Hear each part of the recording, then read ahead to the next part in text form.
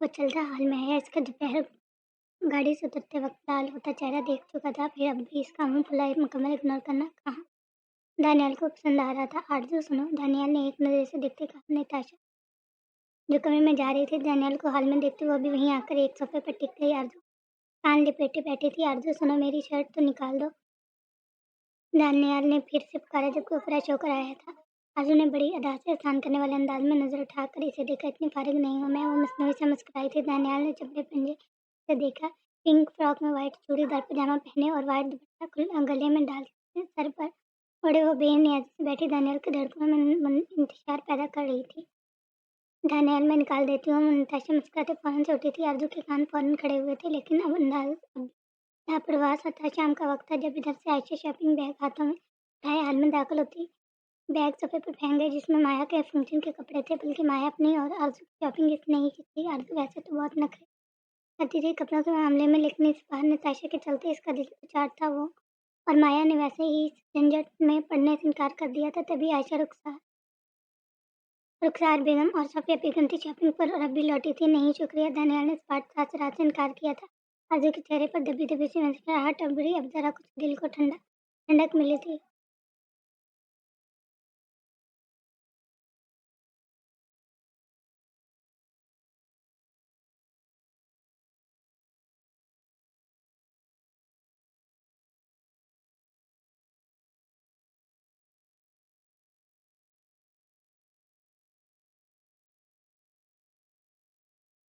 आरज़ू सुनाई नहीं दे रहा, तुम्हें कुछ बोल रहा हूँ मैं फ़ौरन कमरे में आओ और ऐसा करो मेरे कल के लिए कपड़े भी निकाल दो। दानियाल कहते पलट गया। सब कुछ इतनी जल्दी हो रहा था कि हर कोई अपनी ही तैयारियों में लगा हुआ था। नताशा ने सख्त नज़रों से आरज़ू को देखा। आयशा यार जाओ, निकाल निकाल दो अपने भाई को कपड़े। आरज़ू अब भी मोबाइल में लगी बेज़ारी से बोली। आयशा लब दबाती ऊपर दानियाल के कमरे की तरफ बढ़ गई और जो शिद्दत से इसका इंतजार कर रहा था दरवाजे पर होते दस्तक सुनते झट से दरवाज़ा खुला, लेकिन सामने आयशा को देख लब भंच गया। वो कमरे से बाहर निकला और नीचे हाल में आया जहाँ सफ़िया बेगम रुखसार बेगम के साथ नूर बेगम भी बैठी हुई थी। नताशा सब कुछ उचाट दिल के साथ देख रही थी। आरज़ू ऊपर आकर मेरे कमरे से निकालो और वहीं से सख्त लहजे में बोला। आरज़ू ने सर उठाकर इसे देखा। रुखसार बेगम ने भी बेटी को आंखों से इशारा किया था जैसे वो मुकम्मल नजरअंदाज कर बैठी रही थी। नौक समझा हुआ है, सैर सपाटे इनके साथ काम में मैं हूँ। वाह, वो नीचे ही बड़बड़ाई और ढीठ बनी बैठी रही थी। से मिलते ना देखकर दानियाल को गुस्सा कनेरे पर पहुंचा था। नहीं नींद दे रहा तुम्हें। आरज़ू को सीढ़ियों तेजी से उतरता शिद्दत से चीखा। आरज़ू इसे नीचे आता देखे सफ़े से छत पर खड़ी हुई थी। भागने की याद करने लगी थी। मैं नौकर नहीं हूँ, आपकी बीवी वाले को कहते कहते लब दांते तले दबाए गई। दानियाल मैंने खिड़की से देखा था, एकदम इसके लिए लब दबाने पर वो दिलचस्पी से देखने लगा था। तो तुम्हें बीवी वाले काम दो। आगे आगे कहना भागी जिस पर इसके पीछे लपका और तेजी से इसके करीब जाते इसकी फ्लैट बची। इसके बाद में भर लिया था। आगे के नूर बेगम ने बेटे को घूरा। वही नताशा के दिल में आग सी लग गई थी। इसने खौम खान नजर से इन दोनों को देखा था जबकि आरज़ू की फतह पूरी नजरें हमने नताशा पर जमी हुई थी। वो आरज़ू को अपने रूम में लाते इसे नीचे उतार चुका था। क्या मसला है?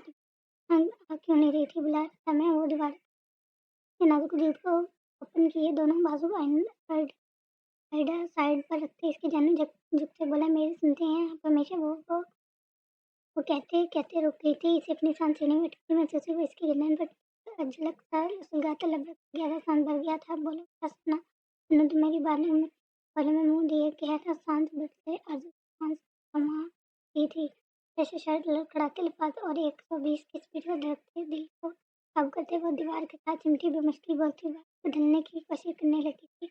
हाँ क्या शर्ट इसके लबों को आज की होठों से छूते मध्यम भारी परसूज आवाज में बोला था, जज्बों में बस बेबस लहसनसाज मुंह आरज़ू के 14 वो रोशन किए थे कपड़े। आरज़ू को पड़ते लकुतर करते बोले, रीढ़ की हड्डी में सनसनाहट से महसूस हुई थी। धड़कने थी में धड़की महसूस हुई।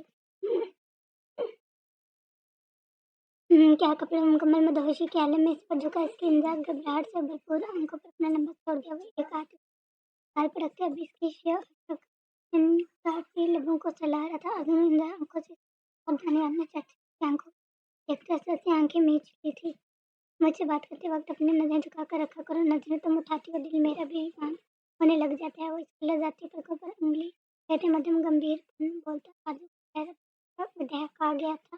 वो लब कुचल कर रह गई थी। इसे अचानक क्या हो जाता है? वो इसके लहजे की नरमी पर हैरान रह गई थी। इसका दिल इसकी जानी हुनकना लगा था। आरजू ने वहां से हटना चाहा था जब धान्या ने उसके हाथ से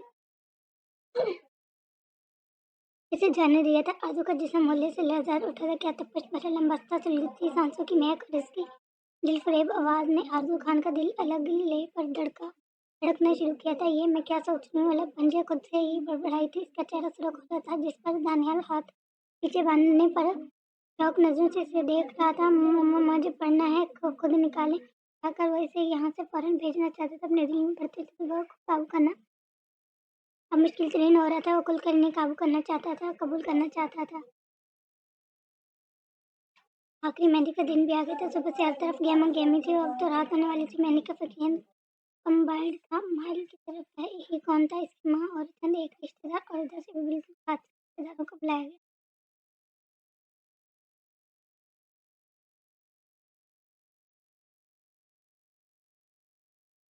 इसे तैयार कर रही थी। जबकि आरती भी तैयार होने अपने और दानियाल के मिस्टर का कमरे में गई। आधे घंटे बाद वो तैयार होती माइक रूम की जाने बढ़ी थी। वह कमरे में एंटर हुई थी जहाँ माया फुआर हुसैन के साथ बैठी थी। यह हल्के येलो रंग का लहंगा पहने, ऊपर ऑरेंज रंग की कुर्ती पहने, दुपट्टे को बालों में सेट किए और फूलों की ज्वेलरी में कोई शहजादी लग रही थी। आरजू बेसाख्ता इसके गले लगी। चलो बाहर चलते हैं। आरजू ने आंखों में तसल्ली देते इसके हाथ पर दस्तक की थी।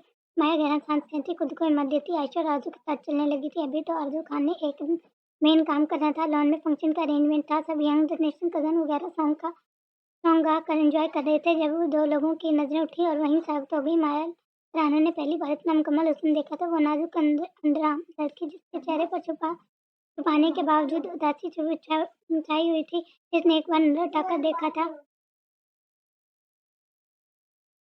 और वह सिर्फ इन नजरें थोड़ी देर वो ये तो एक क़यामत थी। माया राना के दिल पर गुजरी थी। वो व्हाइट कुर्ते पर हल्के ब्राउन कलर के वास्कट पहने इसे ये देख रहा था। इसके चेहरे से कहीं से भी नहीं लग रहा था कि वो कल एक बुलेट खाकर हॉस्पिटल में पड़ा था। दूसरे जानव नीली आंखों ने अपनी आफत को देखा था। मेहंदी रंग के सूट में वो बालों को कर्ल किए, खुले छोड़े, कानों में एयरिंग डाले, पाँवों में खुसा पहने, हमरंग दुपट्टा अच्छे से फैलाया। दानियाल को चारों खाने चिपका रही थी। या अल्लाह, खैर बेसाख्ता ही इसके लबों से आजाद हुआ था। एक वो हिंसा आंखें जब भी चमकती थी, चैन सुकून लौट कर साथ ही ले जाती। इन दोनों ने माया को ले जाते माइल के बराबर में बैठा दिया। दरमियान में एक पर्दे से इन दोनों के अलग किया हुआ था। आयशा फिलहाल मारी मारी फिर रही थी। डील साइन होने की वजह से मैरिज को वहाँ मजीद कुछ काम निकल आया था, इसलिए वो कल डायरेक्ट निकाह पर ही आने वाला था। आरजू मुस्कुराती वहाँ से अंदर चली गई थी और ठीक 10 मिनट बाद वापस आ गई। इसके चेहरे पर अब इत्मीनान था, इत्मीनान जैसे उसने जंग फतह कर ली। दानियाल की खुद पर उठती नजरों को वो बाखुबी महसूस कर रही थी। जाने अनजाने में फकरी अंदाज में खड़ी थी। आखिर इसके महम की नजर इस पर जो जमी हुई थी। मैनी का फंक्शन बड़ों ने शुरू किया था। आरजू बेसब्री से दरवाजे की जानिब देख रही थी जब वहाँ से नताशा बाहर निकली थी। तंग फिटिंग वाले इशरारे कुर्ते में इसका नाजुक सराफा वाज़ेह हो रहा था। आरजू आंखें फाड़े इसे देख रही थी। चुड़ैल कहीं की आरजू मुंह बनाकर बोली थी, लेकिन फिर कुछ याद आते मुस्कुरा दी। उसकी नजर नताशा पर थी जिसका रुख दानियाल की तरफ था। वो दानियाल के पास जाती उसके सामने रुक गई। आरजू ने बेसाख्ता दानियाल को देखा जिसने इतनी तेजी से नजर फेरी थी कि आरजू लब दबा गई थी। नताशा ने रंग चेहरे से देखा। दानियाल ने एक नजर इसके देखा भी नहीं था। आरजू खान के लबों पर मुस्कुराहट बिखर गई थी। क्या हुआ? हवाओं में ले जाने वाला एहसास था ना। इसके महरम जैसे इतनी फुर्सत से थक रहा था। किसी नामहरम के सामने आने से नजरें ही फिर गया। इसने नजर उठा दी तो नताशा को नहीं देखा तो वहां से हट गया और आरजू खान के दिल में हलचल मच गया था। नताशा खुशे में मुकेद अपने पाँव बार बार हिला रही थी। बहुत बेचैनी हो रही थी। जब इसने पाँव हिलाकर बाहर निकाला था एक दिल सौ चीख उभरी थी। सब लोग वहीं रुक गए, देखने लगे थे। नताशा चीखें मारती उछल रही थी। इसने दूसरा गुस्सा भी उतार दिया जिनमें से तो कॉकरोच निकले थे। नताशा का चेहरा जद पड़ गया। पहली बार माया के लबों पर मुस्कुरा थी। आयशा लब दबा गई जबकि दानियाल ने पहली फुर्सत में अपनी आफत को देखा। नताशा खौफ से सहमती तेजी से धड़कते दिल के साथ रो रही थी। इसका सारा मेकअप बड़ा जिस तरह खराब हुआ था। आरजू आगे बढ़ी और नताशा को थाम कर एक साइड पर बिठाया। क्या हुआ नताशा? आप ही डर गई? वो इतनी सुमित से बोली थी कि अगर कोई देख लेता तो अश कर उठता है। इसने नताशा के बहते आंसू साफ किए। सब लोग नफी में चिल्लाते वापस अपने कामों में लग गए थे। इतनी छोटी छोटी बातों से नहीं डरते। अगर कभी बड़ी चीजों का सामना करना पड़ा तो आरजू के हवाले से बाल सही करते मसनूई मुस्कुराकर बोली। नताशा ने लब भंजे अपनी से छोटी सी इस लड़की को देखा था जिसकी अंदर आंखों में चमकती नजरें अगर खुद पर रखती तो ऐसा ना होता। इसलिए ये एक ऐसे एक वार्निंग ही समझने लग की तरह से किसी दूसरे पर नजर रखने से बेहतर इंसान खुद पर तवज्जो दे। ये वो कहती पलट गई। निताशा दांत खचखचाते अंदर की जाने बढ़ गई थी, जबकि दानियाल ने दांत तेरे दबाए थे। खान वेरी एक सॉन्ग हो जाए। आयशा चक्की दांत दानियाल ने नफी में सर लाया और आजू ने मुंह बनाया था। खान वेरी प्लीज ना, एक बस। आयशा मासूम सूरत बनाते बोली थी। दानियाल ने माया के साथ बैठी आरजू को देखा, जो नफी में सर ला रही थी और रुखसार बेगम न जाने से क्या बोल रही थी। और एक थप्पड़ खाने के बाद अर्जुन ने अपना हाथ आगे किया और दानियाल धीरे से आंसर दिया, चले कोई शेर ही सुना दो। आयशा ने माइक से पकड़ा था, जिस पर उस बात में सर आगे सब लोग इसे देख रहे थे। अर्जुन ने इन आंखों में उठाकर इसे देखा। दानियाल ने इसकी आंखों में देखा और एक बार फिर से इसकी काजल की लकीरों में ही उलझ गया था। आयशा ने लफ्ज बातें दानियाल की नजरों की सीधी में देखा था। क्या कशिश थी इसकी आंखों में। मत पूछो मुझसे, मेरा दिल लड़ पड़ा। मुझे वो शख्स चाहिए। मुझसे मेरा दिल लड़ पड़ा। वो शख्स चाहिए। वो लफ्जों में सहज कर जादू चलाते बोला था। इसकी नीली आंखों अंधा आंखों पर जमी हुई बहुत कुछ बावरा करवा रही थी और एक दम दिल व तेजी से धड़कना शुरू हुआ था, जैसे दोनों एक ही शहर में जकड़ लिए गए हों। अर्जुन ने झुकती नजरें फेरी थी। इसकी बोलती आंखों में देखना मुश्किल तेजी उमड़ रहा था। वाह वाह क्या बात है, शेर भी हो गया, काम भी हो गया। आशा दबाए बोली तो सब लोगों का कहका गूंजा था। आरजू खच्चल से हुई थी, सर झुका गई। वहीं दानियाल ने चेहरा मोड़ लिया था। मैंने का फंक्शन तमाम हुआ हुआ माइल लोग कर चले गए थे और अब सब मेहमान भी आस्ते आस्ते चले गए थे। माया भी इससे काम जाम से काम काफी थक गई थी। अभी वो कमरे में चली गई थी। आरजू भी अपने कमरे में जाते ही सो गई। दानियाल कल के कामों के बारे में जमशेद साहब से डिस्कस कर रहा था, लेकिन दिल बुरी तरह इंजा आंखों पर अटका हुआ था। कमरे में आते थके से अंदाज में इसने दुपट्टा उतार कर सोफे पर रखा। वॉशरूम गई, फ्रेश होते ही वो बाहर आई। सर बुरी तरह दर्द कर रहा था। बेसख्ता नजरें अपने हाथों पर गई, जिन्हें वो धो कर आई थी। मेहंदी के नकुश बहुत गहराए थे। इसमें दरमियान में लिखा एम। माया के लबों से निकली थी। माँ तो कहती थी मेहंदी गहरी तब आती है जब होने वाला शोहर बहुत ज्यादा प्यार करता हो, लेकिन इसका तो पहले से शोहर था ना। वो शोहर जो हर जज्बों को छुपाए सर्द मैरी का अलबाद ओढ़े हुआ होता था। अचानक कमरे में किसी मृत्यु को पाकर माया चौंकती इधर उधर देखने लगी। दिल घबराने लगा। अलेक्जेंडर इसके खुद ब खुद घबराहट के चलते फड़फड़ा उठे। इसकी मौजूदगी महसूस कर सकती थी। बचाने लग गई हूँ मुझे। माया माया खैरियत तो है। ये इतना सजी सवरी किसके लिए हो। दुपट्टे से बेनियाज किस्म को देखते हुए सर्द वहशत से लबरेज आवाज में बोला था। माया ने घबराहट लड़खड़ाते फौरन दरवाजे के जाने कदम बढ़ाए थे। वो एक जैसे में पर्दों के पीछे से निकलकर माया के रास्ते में हामिल हुआ था। किसके लिए इतना तैयार हुई हो तुम। वो भी सर्द सी आवाज में बोला था। माया का दिल जिससे किसी ने मुट्ठी में जकड़ा डाला था, वो घबरा कर पीछे की जानिब बढ़ने लगी थी। जब वो एक जस्ट में इस तक पहुंचा था। बोलो जाम दो, मैं पूछ रहा हूँ किसके लिए इतना सजी सवरी हो। माया के बालों को मजबूती से अपनी सख्त गिरफ्त में लेते हुए हाथ इसकी कमर पर लपेटे इसे खुद के करीब करते इसके चेहरे पर पंखा रहा था। माया शिद्दत से काम पड़ी। अलेक्जेंडर। माया सुस्ती से अलेक्जेंडर की फौलादी उंगलियां अपनी कमर के अंदर दस्ती महसूस हो रही थी। माया खान एक बात गौर से सुन लो, तुम और नफरत और मोहब्बत दोनों में सिर्फ मेरा हक है। खबरदार अगर दोबारा तुम किसी और के लिए इस रूम में आई। माया की गाल पर बहते आंसू को अपनी उंगलियों से सुनते वो इसके बाल पर गिरफ्त कर गया। माया ने इसकी इंजा ग्रीन आंखों में झांका था, जहाँ साफ सर्द पेन के साथ चमक भी थी। अब क्यों आई हो यहाँ। माया रोते हुए बोली थी। वो दोहरी अजियत का शिकार थी। एक तरफ अलेक्जेंडर की तरफ दिल माइल हो रहा था, तो दूसरी तरफ किसी अनजान शख्स से निकाह पर निकाह। वो कैसे ये सब रोके समझ नहीं आ रहा था, जबकि अलेक्जेंडर ने उसके वजूद को गहरी नजर से देख रहा था। अपना वो हक वसूल करने वो माया की कमर पर गिरफ्त रक्त करते इसे शिद्दत से खुद में पंच गया था। इसकी गर्म सांसें माया के कंधे को झिलसा रही थी, जबकि आंखों में बुरी और नफरत। माया चमक माया से फिर से छुप आई होती। तुम्हें खुद में बसाने इतना कि तुम्हें खुद के वजूद से मेरी खुशबू महसूस हो। वो जी एक एक लफ्ज चबा चबा कर अदा कर गया। ये इसका आखिरी बात था। इसने लोगों पर चौके माया के दिल की धड़कन इंतजार होती। बोलो चाहती हो ना मुझे। अलेक्जेंडर ने बड़ी शिद्दत से इसके कंधे पर अपना गरम नरम लंबा छोड़ते कहा। माया को अपना वजूद जलता महसूस हुआ था। नहीं नफे में सड़ लगी। वो खुद से अलेक्जेंडर को दूर करना चाहती थी, जिसकी उंगलियां इसकी कमर की गहराई में लुझी थी। इसकी कुर्ती की डोरी को तोड़ चुकी थी। माया ने सख्ती से इसे धक्का दिया। चाचा जाओ यहाँ से दूर। दर्द ने सफत इंसान आप बल्कि इंसान खिलाने के लायक ही नहीं है। वो चिंकी थी। कई कई आंसू गालों को भिगो हुए थे। वो लब सकती एक दूसरे में प्यूस्ट कर गए। यह न जाने कितनी बार था जब सामने खड़ी लड़की ने इसे दुत्कारा था। इंसान मत कहो मुझे माया खान। आजकल के इंसानों के साथ मुझे जोड़ने से अच्छा है तुम मुझे सिर्फ दरिंदा कह लो। वो मुठियां बंजे बोला था। माया सांस रोके इसे सुन रही थी। कल आऊंगा तुम्हें लेने और मुझे तुम भी नहीं रोक सकोगी। याद रखना तुम वो उंगली उठाते जिस तरह ये आया तो वैसे ही वापस चला गया। माया जमीन पर बैठी रोती चली गई थी। काश मौत आए और खामोशी से इसका हाथ थाम कर चली जाए, बगैर किसी को शक किए, बगैर किसी को कुछ बताए, बगैर किसी के हुक्म बांधे भी, बगैर किसी जिद के बने।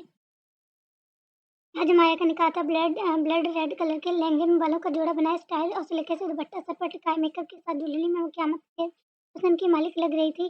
तो गुरारियत मजीद बढ़ गई थी। रसरक सूजी आंखों पर काजल की लकीरों ने इसकी आंखों को अलग ही रूप बख्श दिया था। इसका दिल शिद्दत से बस फटने को था। दिमाग की चिड़ियाँ फूली हुई थी। दिल तेजी से धक धक कर रहा था।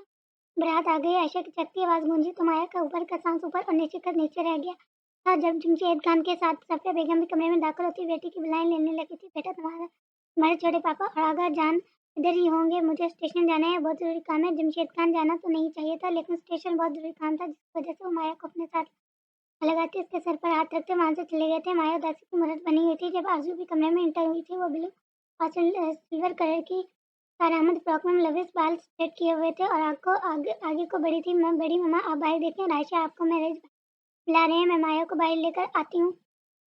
अर्जुन मुस्कुराकर बोले थे। वो बस इन्हें वहाँ से भेजना चाहती थी। मैं आयशा मुस्कुराती वहाँ से पलट गई। सफिया बेगम भी इशारे लाती चली गई थी। वो तुम्हारा गैंगस्टर आ जाएगा ना, तो तुम बस मस्जिद से चली जाना। माया बस वो निकाह से पहले आ जाए, तब तक हिम्मत रखो। अर्जुन से तसल्ली देते बोली थी। इसका खुद का दिल बुरी तरह घबरा रहा था। अगर अलेक्जेंडर ना आया तो खुद निकाह रोक देगी। इसने पक्का इरादा कर लिया था। ओके चलो। और माया के ब्रेक से बारीक सी रेड दुपट्टे से ही इसका घूंघट निकालते वहां से लिए चलने लगे। जबकि माया को अपने कदम मन मन के भारी होते महसूस हो रहे थे। इसे चला ही नहीं जा रहा था। रूह जैसे अभी जिस्म का साथ छोड़ देगी, ऐसा महसूस कर रही थी। माया जमशेद खान वल्द जमशेद खान के आपको माइल राना वल्द मोहम्मद राना से चिक्कर रही वक्त 30 लाख हक मारकर इनका कबूले आगा जी के इशारे पर काजी साहब ने निकाह पढ़वाना शुरू किया था। माया का दिल तेजी से धक धक कर रहा था। आजू की भी सांस अटकी हुई थी। इसके जुबान को चुप सी लगी हुई थी। लब काटती वो बस ताड़े मारते रो देने के दर पर थे। रुक जाओ, अपने आप को हमारे वाले कर दो। अलेक्जेंडर लॉन में एक निगारती आवाज़ गूंजी थी, एक तेज आवाज़ जिसने सबको अपनी तरफ मुतवज्जो किया था। मैंने बारीक से घूंघट के आर पार इधर उधर देखा था। सब लोग हैरान परेशान खड़े थे। बहुत जल्द ढूंढ लिया था तुमने मुझे, बहुत होशियार हो। इसने तेजी से माया का हाथ खींचे इसे अपनी गिरफ्त में लिया था। सब फटी फटी नजर से देख रहे थे। मेरी बेटी से दूर रहो माहिर राना, मैं तुम्हारे हाथ काट दूंगा। इस पर गन ताने वो आगे बढ़ते चीखे थे। जब माहिर राना ने गन निकालते माया पर तान दी, माया सपना नजर से देख रहे थे। जो आप इस पर गन तानने खड़ा है। अलेक्जेंडर फड़फड़ाते रहते भरपूर अल्फाज मुंह से दाग हुए थे। इसे अपनी इस बात पर यकीन नहीं आ रहा था। वो अलेक्जेंडर कैसे हो सकता था? वो इंजा ग्रीन आंखों वाले अलेक्जेंडर को देख चुकी थी। फिर कैसे? दर्द हरगिज नहीं जाने दो मुझे, वरना तुम्हारी बेटी को इधर ही जन्नत पहुंचा दूंगा। वह सरल लहजे में बोला। सब शौक स्टेट में खड़े थे। मैरिज दानियाल ने आगे बढ़ना चाहा। जब इसने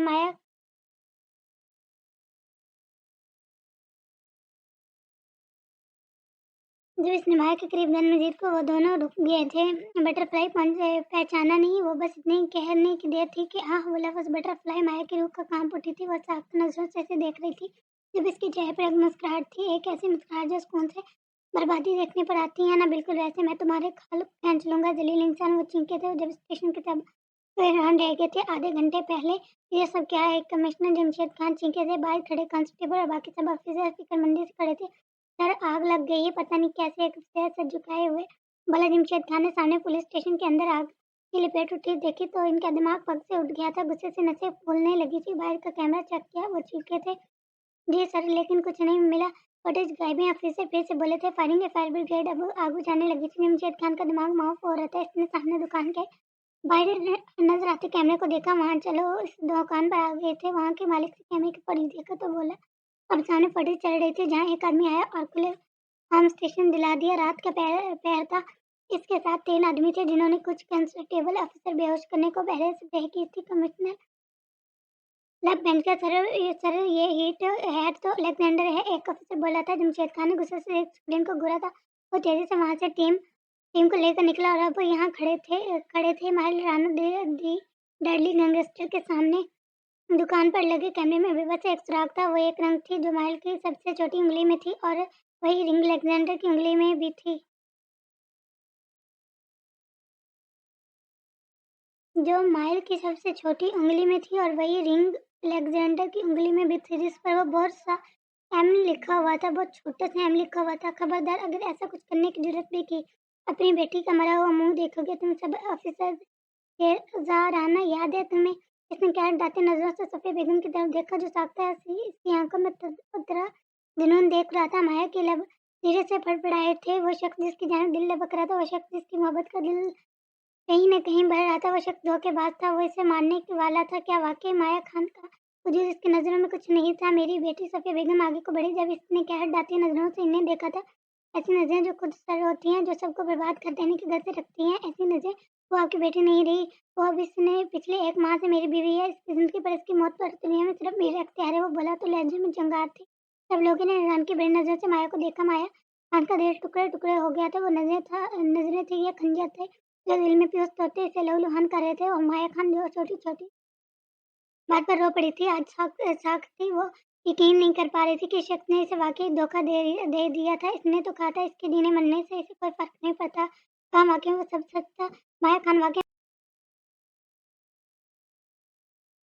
को अपना वजूद बेजर लगा था। हाय मौत आ जाती वो जिस घड़ी पे ये आदमी खुद में खुदा हो जाए।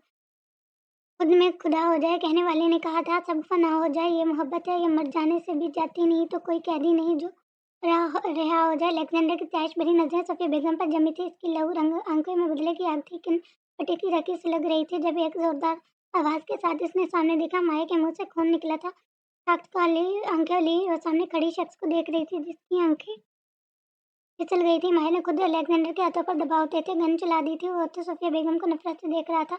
होश कहाँ रहा था कब माया ने गोली चला दी जो सीधा इसके पेट में लगी थी। खून निकलते लाल जोड़े में पिसता चला गया था। वो आंखों में बेचैनी बेयकीनी से लिए पीछे की जानिब गिरती चली गई थी। अलेक्जेंडर ने इसकी काली आंखों में बहुत कुछ टूट सा महसूस किया था। सब कुछ ठहरा सा गया था, ठहर सा गया एकदम। अब कुछ अंधेरे में जाता महसूस हुआ था। बटरफ्लाई वो चींका था, दिल किसी ने मुट्ठी में जकड़ लिया था। अलेक्जेंडर को लगा जैसे सांस किसी ने खींच कर दूर कर दी हो। दिल ने बुरी तरह पसीने में सर पटका। बहुत घमंड था ना तुम्हें अपनी ताकत पर? अब देखो वो पड़ी है जमीन पर मरने लगी है। हो गया बदला पूरा। मुबारक को दिल ने बुरी तरह लताड़ा था। क्या सितम किया था ना, आज इसने सारे बदले एक सितम ले गई। अलेक्जेंडर की रूह ने बुरी तरह से इसे झंझोड़ डाला था। दिल फट जाने के दानिये पर खड़ा हुआ। अगर नफरत ही थी तो दर्द की ठेस क्यों दी दिल में उठ रही थी, क्यों लग रहा था जान अभी निकली, अभी वो मर गया। माया जमशेद खान चीखे आगे को बढ़े। जब अलेक्जेंडर ने हवा में फायर किया, इसकी आंखों में सिर्फ दौड़ गई थी, लेकिन चेहरे के तासुरात अब भी सख्त थे। मतलब पंजे जाने दो मुझे यहाँ से, वरना मर जाएगी वो बोला। और ये इसके आखिरी खुदगर्जी भरे लफ्ज में थे जो माया ने सुने थे। वो आखिरी पिघला हुआ शीशा था जो कानों में पड़ा, रूख तक को सुलगा गया था। वो नीम आंखों से अलेक्जेंडर को देखती हंस दी थी। वो शख्स के मुझसे बात करने को जिस शख्स ने अपने लहजे से मेरा दिल दुखाया था, वहाँ आंखें बंद कर दिए बिस्के जो कांजल के पारे चेहरे पर डर नहीं था। अब वो सब वहाँ सदियों का फैसला तय करने के बाद जो मंजिल मिल जाने का सुकून होता है ना, वो सुकून था। बटरफ्लाई बहुत बुरा किया था हमने। वो इसी बाजू में उठाए गन हाथों में पकड़े वहाँ से निकलता चला गया। पीछे इसकी गाड़ी में बैठकर गायब होने तक घर वाले इसके पीछे आए। अलेक्जेंडर फुल स्पीड में गाड़ी चला रहा था। आज कोई देखे मुल्क पर कब्जा किए बैठे अलेक्जेंडर को तो हंसने लग जाए। वो सब शख्स बहुत गुरूर रखता था, चेहरे पर अब बार बार बलगम चिपका रहा था और आंखों में आई नमी को पीछे धकेल रहा था। दिल बंद होने लगा तो वो बेसुध पड़ी थी और कह रही थी मार दो इसे, और आज वो मर गई। अलेक्जेंडर के दिल को किसने कुचल डाला था? क्या माया खान मर गई थी? क्या वो अलेक्जेंडर को वैष्णव में छोड़कर मर गई, या फिर अलेक्जेंडर की वैष्णव की वजह से मर गई थी?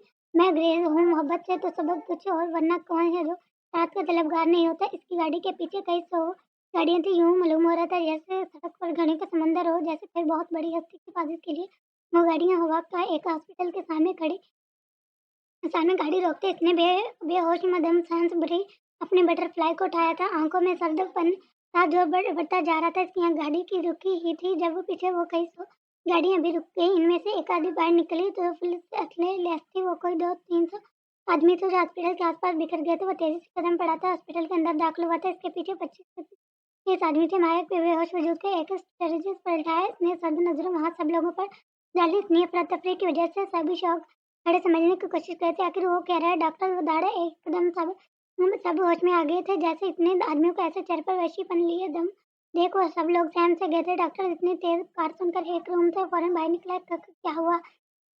डॉक्टर के अल्फाज मुंह में ही रह गए। वो वैसी लोग रंग आंखों से डॉक्टर को देखकर कम गौर ज्यादा रहता। अगर ये मर गई तो मैं तुम्हें इस हॉस्पिटल से मैं तुम्हारा जला दूंगा। सब ठंडे ठारे लहजे में बोला था। डॉक्टर सहम सा गया था।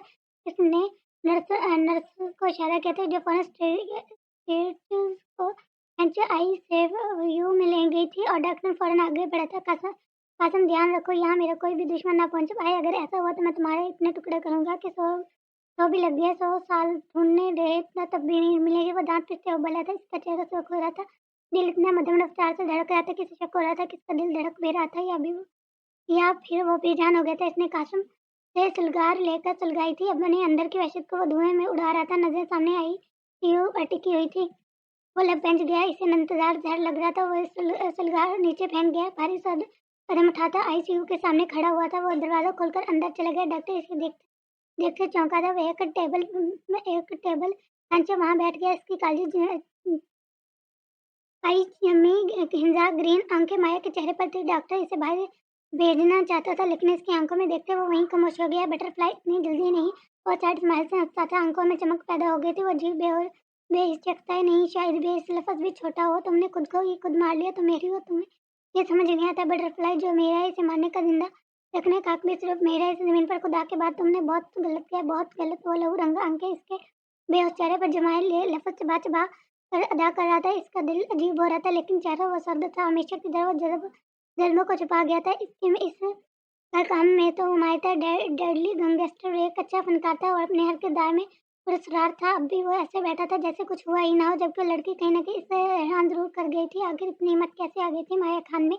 वोट कर बाहर चला गया था। डॉक्टर ने सुकून का सांस लिया। 2 घंटे हो गए और बाहर खड़ा इंतजार कर रहा था। वो जानता था कमिश्नर चुप हरगिज नहीं बैठेगा लेकिन इसके पास इस चीज का इलाज भी था। मजीद आधे घंटे बाद डॉक्टर बाहर आए थे। इन्होंने इसे अपने रूम में बुलाया। अलेक्जेंडर ने माथे पर त्योरी चढ़ाई थी जिसे डॉक्टर ने मना कर शी इज ऑलराइट, खुदा का शुक्र है, बट बेल्ट गलत जगह नहीं लगी। अगर थोड़ी भी इधर उधर होती तो दुनिया की सबसे बड़ी खुशी मिस कर देती। एक नेमत। डॉक्टर सुकून की सांस भरते बोला क्योंकि सामने बैठे शख्स ने इसे खौफ महसूस हो रहा था। अलेक्जेंडर ने एक नजर डॉक्टर को देखा और इसकी बात का मतलब अच्छे से समझ रहा था। वो तलक मुस्कुराया था। वो हाँ, मुस्कुराहट क्या तलक भरी थी। वो मुस्कुराहट जैसे कि जिस्म से रूह खींच ले, जैसे बिजली की आखिरी याद। आप मिलने प्लीज। अलेक्जेंडर को वहीं बैठे देख डॉक्टर खुद ही घबराते हुए बोला। वो उठा और पलट गया। दरवाजे पर जाते इसने फिर से पलट कर देखा। डॉक्टर की आंखें खौफ से फिर से फैल गई। जो हल्का सा मुस्कुराया था वो अब मुस्कुराहट में जी वहशत से लबरेज थी। किसी कभी कौवे में मुतला करने वाला पुरस्कार। वो बाहर निकल गया। दरवाजा देखते वो अंदर दाखिल हुआ था। इसने देखा माया खान की आंखें बंद थी। वो पल भर कर फिर मुस्कुराया था। खैर था वो आज बहुत मुस्कुराया था जबकि सामने लड़की अभी मौत से बचकर आई थी। लड़की भी इनको कौन, इसकी बीवी। वो भारी कदम में लेते माया के पास आया था। चेहरे के पास झुका। एक गहरा सांस भरा, रूह को मतर कर देने वाला दिलफरेब शहर। माया को बंद पलके ले जाके तुम जितनी मर्जी नफी करो बटरफ्लाई, लेकिन मेरे करीब आते ही तुम्हारी ये लहर पल गए और शिद्दत से धड़कते दिल चीख कर तुम्हें बताता है माया देखो अलेक्जेंडर आया है तुम्हारा शौहर। वो बोला और साथ ही चेहरा ऊपर उठाते इसके माया माथे पर सिलकते लब रख गया और कई लम्हा वैसे ही रहा। माया का सांस रुक गया। दिल की धड़कने तेजी इख्तियार करने के बजाय मध्यम पड़ने लगी थी और फिर मेरे छूने पर तुम्हारी सांसें उखड़ जाना, तुम्हारी दिल धड़कनों का मध्यम पड़ जाना मेरी बात पर मोहर लगा देता है। वो इसके माथे पर झुमका ही बोला। इसके लब हिलते हुए माया के माथे को छू रहे थे और इधर उधर धड़कने मध्यम पड़ती जा रही थी। वो लपट आ गया। इसने देखा आस्ता आस्ता इसकी धड़कनें नॉर्मल होने लगी थी। वो दांतों तले लब दबा गया। आंखें खोलो हुक्म सादर करता लब ले जा। माया ने जोर से आंखें मीची। दिल देखा था इधर से फट रहा था।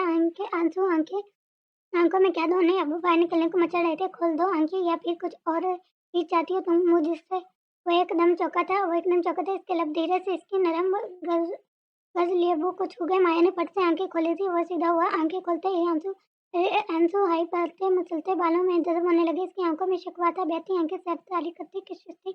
इनमें वो इसके आंसू देख रहा था। इसकी आंखें पड़ रहा था। माया की आंखों में सरकशी भर गई। एकदम आंखों में गुस्सा भर गया। आंसू भी अब बंद होने हुए। वो अन्य जबत कर गई। रो क्यों रही हो, मर तो नहीं गया। आप रुचकाकर बोली। लबे एक दूसरे में पुष्ट किए हुए थे। काश वो इतना ही बोली और धीरे से हंस दिया। माया ने जागता गुस्सा आवारा नजर से इसके चेहरे को देखा।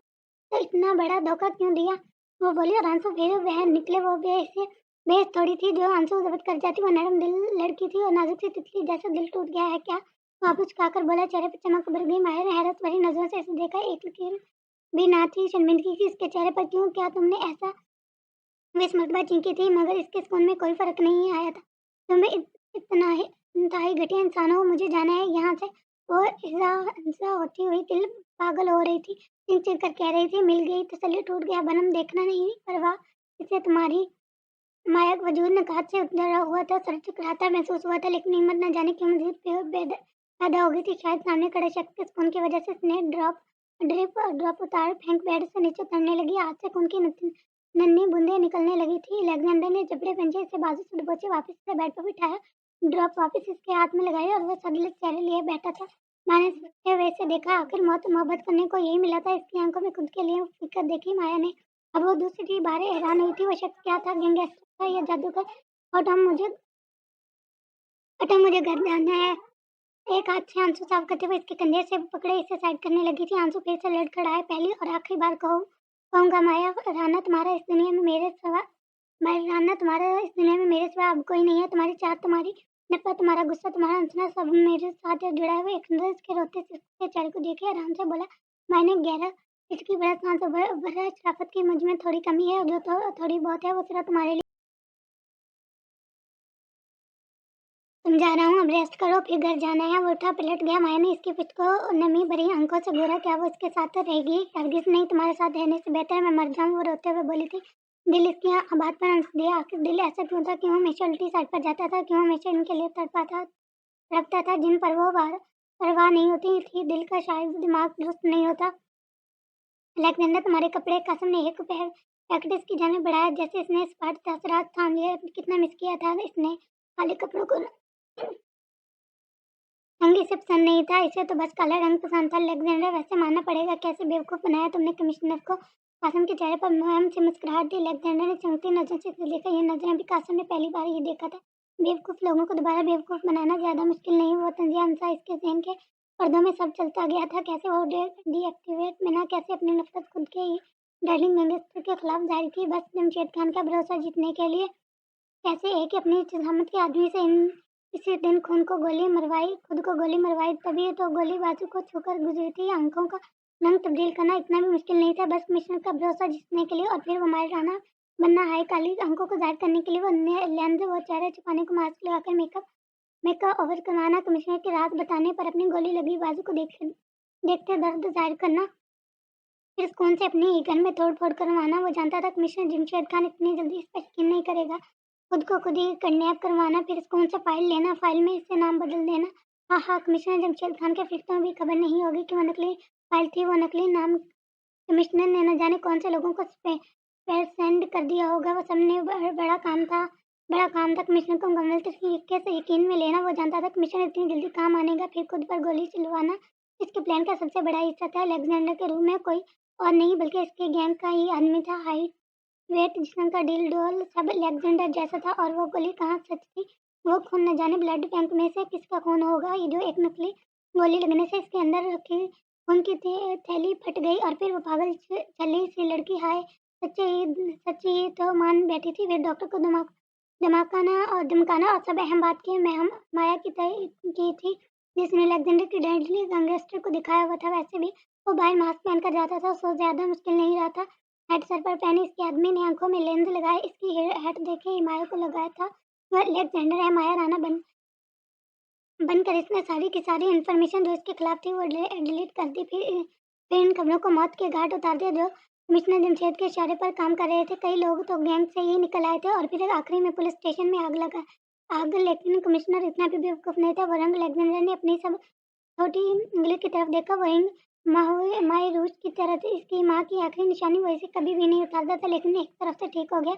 और वैसे भी माया के घर जाने वाला था। वो तड़पाने वाला था सफिया बेगम को। वो दिल से देना चाहता था अपनी इस ताकत से सबका। इतनी बड़ी प्लानिंग, इतना बड़ा खेल, वो जब भी माया के करीब होता था वो अपनी असली रूप में होता था। अलेक्जेंडर इसके प्लान का अहम नुकता रात था।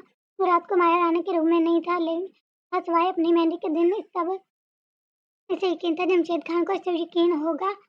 यूं ही तो नहीं पूरे मुल्क पर काबू किए बैठा था। यूं ही तो नहीं वो इंटर वार्ड में एक गैंगस्टर था। रूप बदलना, आवाज बदलना हाँ मुश्किल था इन सब के लिए। वो बकायदा इसने 10-15 मिनट लड़कों को ट्रेनिंग दी थी आवाज बदलने का फन। लेकिन यहाँ एक गलती हो गई। वो लड़का जिसने अलेक्जेंडर पर गोली चलाई, इसने माया को छुआ था। इस वक्त इसे कल माया को लगा सब खत्म हो जाएगा, वो खुद पर से इख्तियार खो देगा। वो इसे इस वक्त मार देना चाहता था और फिर कुछ ऐसा हुआ कि किसी को छूने के काबिल नहीं रहा, क्योंकि वो ऊपर चला गया। अलेक्जेंडर कपड़े देते एक खाली सामान रखने वाले कमरे की जाने बढ़ गया और दिमाग से हटता और दिल की कौन सा सुनने वाले हैं मेरी बेटी सफ़िया बेगम। करोड़ों का बुरा हाल था। दानियाल में और जमशेद खान थे इसके पीछे और इधर-उधर। घर में सफ़िया बेगम बलक-बलक कर रो रही थी। इन्हें होश ही नहीं आ रहा था। ठीक से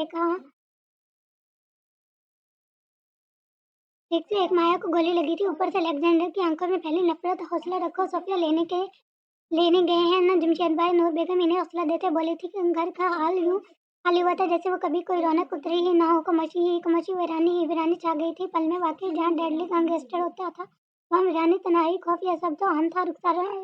रुखसार बेगम और नूर बेगम इन्हें सहारा दे रही थी। आगा जी भी गुमसुम से बैठे थे। घर हर किसी को चुप लगी थी। बस सफ़िया बेगम की सिसकियां हवा में गूंज रही थी। प्रेम दिल आवाज सिसकियां। आरजू लबन से अंदर आ गई थी। इसे शिद्दत से रोना आ रहा था। वो माया के कमरे में गई। बेड पर बैठे वो लब दबाए रोने लगी थी। अगर वो सबको बता देती वो ऐसा ना होता। अगर अब बता दिया तो न जाने क्या था। गम मुसलसल दानियाल को कॉल कर रही थी। दिल बैठा बैठा जा रहा था। न जाने माया किस हाल में होगी। जब हाथ में पकड़ा मोबाइल रिंग हुआ। राजू ने फौरन कॉल उठाई। हेलो हेलो दानियाल, माया मिल गई। वो इंतहाई तेजी से बोली थी। इसका दिल बंद हो रहा था। आरजू तो उस जाने से इसकी आवाज निकली। आरजू की आंखें हैरत से फैल गई। वो दिल मानो अलग में आ गया। माया तुम ठीक हो? आरजू तेजी से पलकें चिपकाए आंसू रोकते लड़खड़ाती आवाज में बोली। माया की हिचकियां बन गई थी। प्लीज मैम रोना बंद करें, कोई सुन लेगा। पीछे से डरी सहमी सी आवाज उभरी थी। माया ने इस बात में थड़ लाया। इसने बड़ी हिम्मत मदद करके नरक से मोबाइल लिया था ताकि इसके पाँव तक पकड़ने को तैयार हो गई थी। तभी नरक ने तरस खाते इसे मोबाइल दिया था। माया ने सुना भाई से पुलिस की आवाज महक में गूंज रही थी। लेकिन वो जानती थी माया तक इसकी रसाई फिलहाल मुमकिन नहीं। और अलेक्जेंडर वो तो इन्हें देख ही रहा होगा। तभी मौका पाने उसने आजू को कॉल की थी। मैं ठीक हूँ आजू, मुझे बहुत डर लग रहा है। वो बाबा कौन नहीं पहचान देगी मुझे तक काबू करने के बावजूद। माया फुट फुट कर रोदी। पास खड़ी नरस परेशानी से देख रही थी जबकि दूसरी जानवर। अर्जुन ने गहरा सांस भरा। मेरी बात ध्यान से सुनो। अर्जुन ने आंखें रगड़ी थी और बोल रही थी और फिर से आवाजें आनी शुरू हो गई। माया ख्याल रखना, ओके नीचे कुछ नहीं होगा। अर्जुन ने काट दी कुछ चली दिल को निरीख थी। और अगर हॉस्पिटल थी तो यकीनन वो माया या अलेक्जेंडर जो भी था माया को नुकसान नहीं पहुंचाने वाला था। अर्जुन आंखें साफ करती गहरा सांस लेते पलट के कमरे से बाहर निकले। जब 2 कदम फासले पर निताशा सीने पर बाजू बांधे खड़ी थी। अर्जुन चेहरे का रंग फीका हुआ था। तुम माया से बात कर रही थी आरज़ू, तुम्हें पता था माया का? तुम जानती हो वो कहाँ है? तो क्या तुम इसके पहले से हुए निकाह के बारे में जानती थी? नताशा का लहजा हद से ज़्यादा बुलंद था। वो लफ्ज़ को अपना ही रंग देती बोल रही थी। वो लोग जो हाल में बैठे रो रहे थे सिसकरे से सब लोग खामोश हो गए। आरज़ू ने गेंद चेहरे लेते नताशा के लबों पर सिंसिया मुस्कुराहट देकर इसका दिमाग माफ हुआ था। सब लोग अपनी जगह से उठ गए। दानियाल जैसे इसे अपने जमशेद खान ने घर भेजा था वो अभी आगे बढ़ रहा था। आरज़ू को ऐसा लगा जैसे किसी मौत के रास्ते से इसकी जान चलकर अरे और मौत का फरिश्ता वो नताशा जो पूछ रही थी बताओ किस रास्ते से जाना है पसंद करोगी? दानियाल ने यही बताया था कि जमशेद खान हॉस्पिटल के बाहर खड़े हैं और माया को ले आएंगे।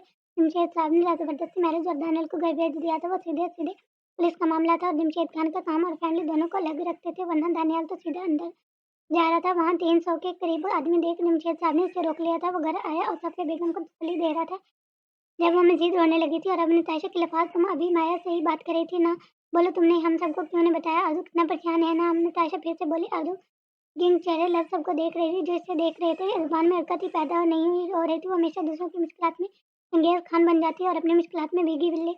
ऐसा नहीं है। आरज़ू बोली तो इसे खुद की आवाज़ कैसी गहराई से आती मालूम थी। आवाज़ लड़खड़ा गई और जहाँ बाकी सब हैरत मजीद होती इसका लड़खड़ा लहजा बता रहा था वो झूठ बोल रही थी। आरज़ू सच सच बता, तुम्हें पता है पहले से सब कुछ आगा जी की रात आवाज़ गूंजी। आरज़ू के गले में गिल्टी उभरी थी। दिल की नताशा को फोन कर जेल ही चली जाए यहाँ से तो बच जाएगी। सब हो रहे थे और सब से तैश परी नजर तो गाने सफीर खान की थी। धन नहीं वो आगा जी वो बोली तो आगा जी ने हाथों खड़े करते करवाया। हाँ या ना अपनी मम्मा की कसम खाकर बताओ क्या तुम जानती थी माया के निकाह के बारे में? इससे पहले अगर जान बोलते धनिया आगे बढ़ते इसका बाजू पहुंचे बोले। आजू के हाथ से मोबाइल छूट से जमीन पर गिर गया। दानियाल की आंखों में अजीब सी ताकत थी जैसे देख आजू को अपना दिल टूटता महसूस हो रहा था। सुनाई नहीं दे रहा तुम्हें? खाओ खाओ कसम अपनी मम्मा की। वो चिंका और इधर आरजू को लगा जान निकल गई। इतना गुस्सा था इसकी नीली आंखों में जैसा भी आरजू को जिंदा ही जला देगा। आरजू रुखसार बेगम ने बेयकीनी से पुकारा। इसकी आंखें में पानी तैर गया। वो झूठ नहीं बोल सकती थी। वो फंस चुकी थी। वो हमेशा गलत जगह जो फंसी थी। नताशा ने लबों पर से हैरत का इजहार करते हाथ रख दर हकीकत वो अपनी हंसी छुपा रही थी। और दानियाल की गिरफ्त आरजू के बाजू पर सख्त तर हो गई। वो लहू छलकाता चेहरे से आरजू को देख रहा था। सबने नजर से छोटी सी आफत पर डाली थी। आरजू खान जो जवाब दो हाँ या ना वो दाढ़ा था। इतनी शिद्दत से आरजू के आंसू गालों पर फिसल गए थे। इसने जोर से आंखें मीच ली और सर झुका गई। हाँ सर झुकाए आंखें मीचे वो बोली और सबने आरजू से इसे देखा था। ये शदीद हरकत से जैसे ऐसी हरकत की तो कम से कम नहीं हो। इससे नताशा की आंखों में चमक पैदा हुई थी।